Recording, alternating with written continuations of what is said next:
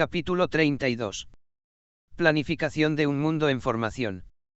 ¿Quién es la naturaleza? En el principio de la consolidación de los elementos materiales, que debían constituir el mundo terreno, cuando ni se pensaba enviar un ser viviente a la Tierra, fueron estudiadas meticulosamente todas las camadas geológicas, según la conveniencia de la constitución del suelo, en toda la superficie terrena. Fueron estudiadas las necesidades relacionadas con la vida terrena de animales, aves y hombres, que vendrían miles de años más tarde, y que deberían encontrar fuentes de agua en los terrenos más altos, y alimentación suficiente para sobrevivir. Es digno de la mayor admiración, el plano elaborado por sabios espirituales, de todo lo que debe existir en un mundo en formación, destinado a recibir y alimentar muchos millones de seres en su suelo, alimentarles y proveerlos de todo cuanto necesiten para vivir en él. Diciendo muchos millones, yo no me refiero a la especie humana, que ya sobrepasa de los 3.000 millones de almas encarnadas, según vuestras propias estadísticas. Sin contar la extensa escala animal, de lo cual no existe levantamiento, pero que, sumando los diferentes sectores, ya sobrepasan los 100.000 millones. Ante estas cifras, se puede imaginar la perfección, con que fueron elaborados en un pasado tan lejano, los planes que prepararon la Tierra para ser habitada, con la posición segura de manantiales de agua, y el curso de los ríos que deberían conducirlas hasta el mar, reuniéndose varios de ellos en determinados puntos, con estos dos objetivos igualmente previstos. Hacer ciertos ríos navegables, para facilitar las comunicaciones entre varias regiones, y disminuir de esta manera, el número de ríos que llegarían al mar. Ya imaginasteis, mis queridos lectores, el valor de este trabajo, planteado y realizado por las fuerzas superiores, en la formación de este mundo que habitáis. Ya imaginasteis igualmente, cuánta sabiduría y experiencia habrá sido necesaria, para instalar esa monumental ramificación de conductos de agua, que vosotros encontraréis en todas las latitudes, para satisfacer la sed en primer lugar, y en segundo, para formar los arroyos que buscan los ríos en dirección al mar. Por supuesto, que ninguno de vosotros habrá tenido oportunidad de meditar sobre esto, por parecer a primera vista, obra de la naturaleza, que es sabia y perfecta en sus realizaciones. Puede parecer así, pero yo os pregunto: ¿quién es la naturaleza? ¿Será acaso alguna fuerza misteriosa, que trabaja de manera invisible, pero siempre eficiente y perfecta? Sí, mis queridos hermanos, en parte así es, ya que su acción se procesa invariablemente, de manera invisible para los seres encarnados. Pero cuando hablamos de las fuerzas de la naturaleza, estamos sin la menor duda, hablando de las fuerzas superiores, que superintenden y dirigen toda la vida planetaria. Esas fuerzas multimilenares son las que planean en el alto las modificaciones requeridas por el avance de un planeta en su escala evolutiva, cuando sucede como ahora al mundo terreno,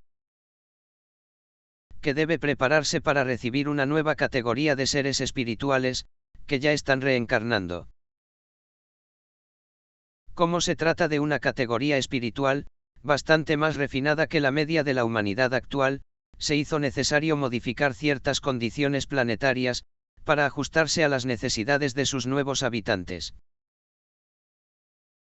Debido a estas necesidades, es que se está ejecutando ya en el interior de la Tierra, las transformaciones anunciadas, no tardando en salir a la superficie, sus efectos visibles por todos los seres humanos. Debo informaros, que los estudios relacionados con las modificaciones ya en curso, se hicieron hace casi 3.000 años, cuando en el Alto, se decidió hacer esta operación al mundo terreno.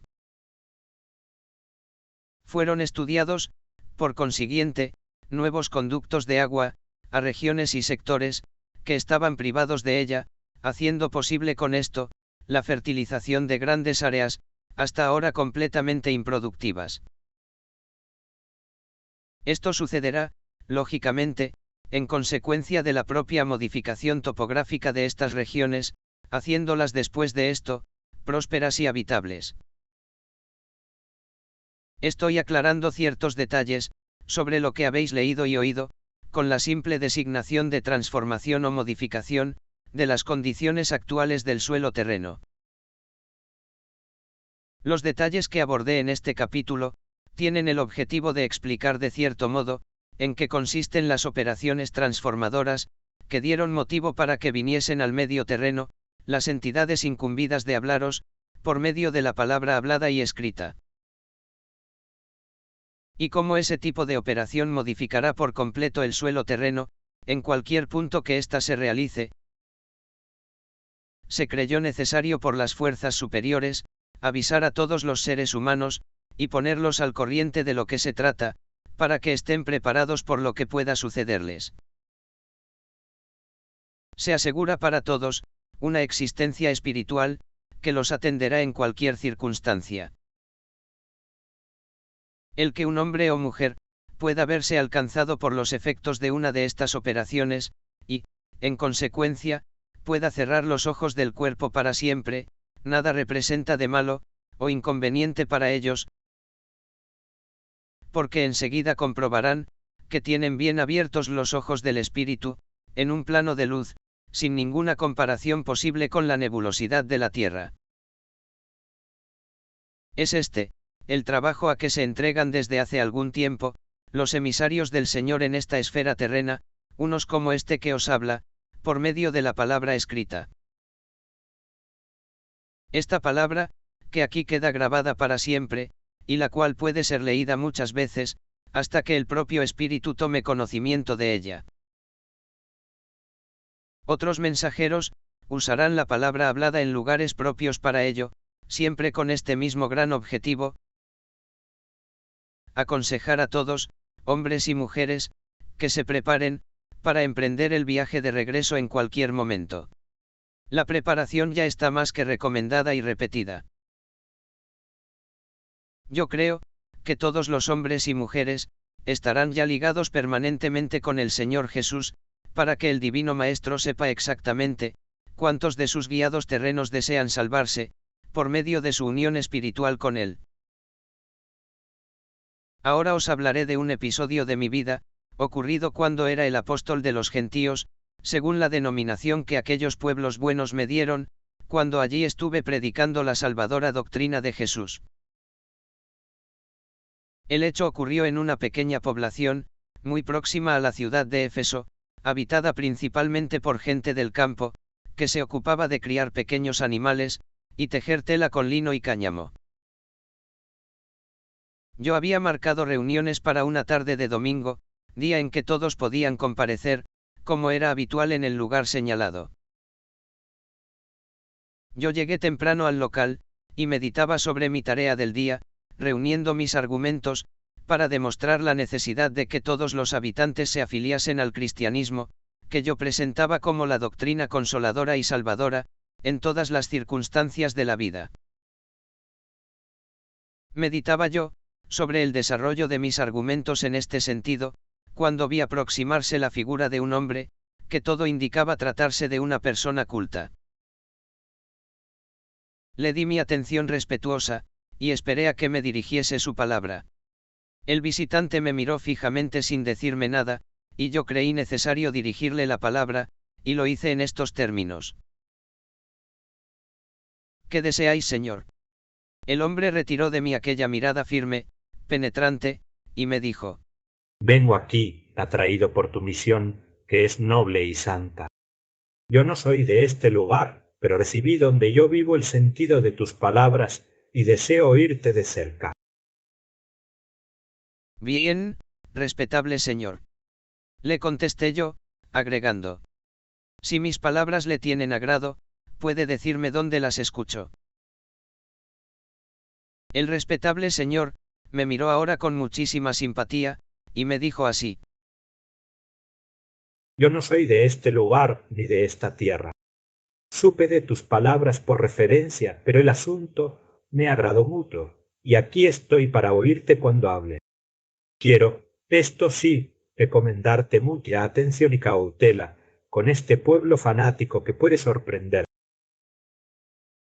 Yo le agradecí sus palabras, que me dejaron realmente preocupado. En la hora marcada, y al caer la tarde, había un regular número de oyentes, y otros que continuaban llegando, acomodándose de la mejor manera posible, formando filas laterales, sentándose en el suelo, como era costumbre en los locales que no estaban mobiliados. Inicié entonces mi predicación, como lo había hecho en otros muchos lugares que recorrí. Empecé diciendo, que allí estaba para informarles, que una nueva religión se encontraba en franco crecimiento en toda Siria, traída a la tierra por un hombre santo, que la predicó durante 3 años desde Jerusalén, y que apareció después de muerto, para reafirmar que no se muere nunca.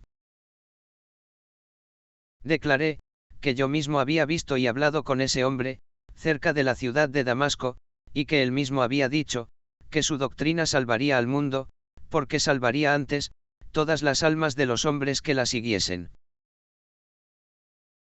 A esta altura, fui interrumpido por un oyente, que me preguntó lo siguiente. ¿Qué pruebas puedes darnos de que ese hombre de quien hablas ya había muerto? ¿No habrás sido engañado en tu buena fe? Después de las palabras de este oyente, otros varios se manifestaron en el mismo sentido, y a todos yo intentaba esclarecer de la mejor manera posible, con argumentos cuidadosamente preparados. El primero que me había interrumpido, proseguía hablando, quería confundirme, exigía pruebas de la resurrección del hombre, que se me había aparecido y hablado en el camino de Damasco. El tumulto crecía, con la solidaridad de los asistentes a mi interlocutor, que por supuesto, quería interrumpir mi predicación. Segundos después, toda la asistencia se encontraba en pie, bien próxima de mí, completamente exaltada. Me acordé entonces del respetable señor que habló conmigo antes de la reunión, y no lo vi en parte alguna. Esto me causó cierta extrañeza, ya que sus palabras demostraban interés por oírme. El tumulto de la reunión continuaba.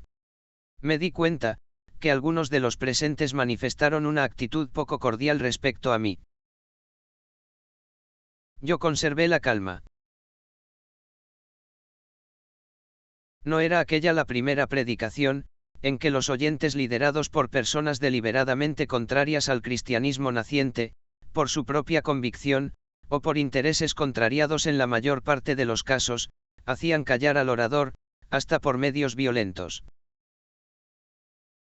Yo proseguía, exponiendo la excelencia de la doctrina que estaba propagando, les hablaba de ocurrencias extraordinarias, como la cura de ciegos, paralíticos, y otros muchos enfermos, curas realizadas por los adeptos categorizados de tan consoladora doctrina.